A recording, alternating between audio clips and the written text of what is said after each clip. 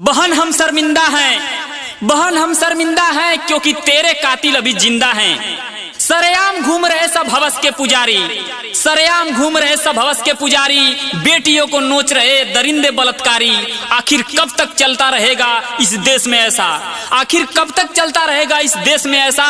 बेआबरू होती रहेंगी बेटियां हमारी, बेआबरू होती रहेंगी बेटियां हमारी। बहन हम शर्मिंदा हैं क्योंकि तेरे कातिल अभी जिंदा हैं। क्या बेटियों को पढ़ने का अधिकार नहीं? क्या बेटियों को घूमने का अधिकार नहीं? क्या बेटियों को खुल के जीने का अधिकार नहीं? क्या बेटियों को आजादी का अधिकार नहीं? क्या यही है तुम्हारी सभ्यता? क्या यही है तुम्हारी संस्कृति? क्या इसलिए दिया था बेटी बचाओ बेटी पढ़ाओ का नारा? अरे बोलो बोलो, क्या इसीलिए दिया था बेटी बचाओ बेटी पढ़ाओ का नारा? सत्ता की रोटियां सेकने के लिए कुछ भी बोलते जाते हो, बड़े बड़े वादे लेकर सिर्फ चुनाव में नजर आते हो। वोट के लिए दलित के घर का जूठा खाना खाते हो, पर उसी दलित के न्याय के लिए तुम आवाज नहीं उठाते हो, पर उसी दलित के न्याय के लिए तुम आवाज नहीं उठाते हो।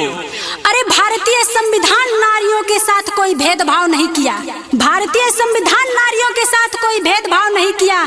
बाबा साहब ने इस विषमता मूलक समाज में महिलाओं को समता का अधिकार दिया, पर तुमने एक महिला के गर्भ से जन्म लेकर, पर तुमने एक महिला के गर्भ से जन्म लेकर भी उसकी इज्जत करना भूल गए।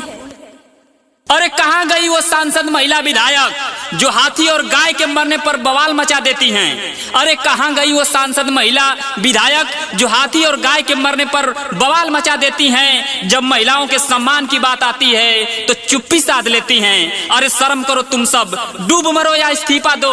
अरे शर्म करो तुम सब, डूब मरो या इस्तीफा दो। थोड़ी सी भी इंसानियत बची हो तो दरिंदों को फांसी दो, थोड़ी सी भी इंसानियत बची हो तो दरिंदों को फांसी दो। बहन हम शर्मिंदा हैं क्योंकि तेरे कातिल अभी जिंदा हैं।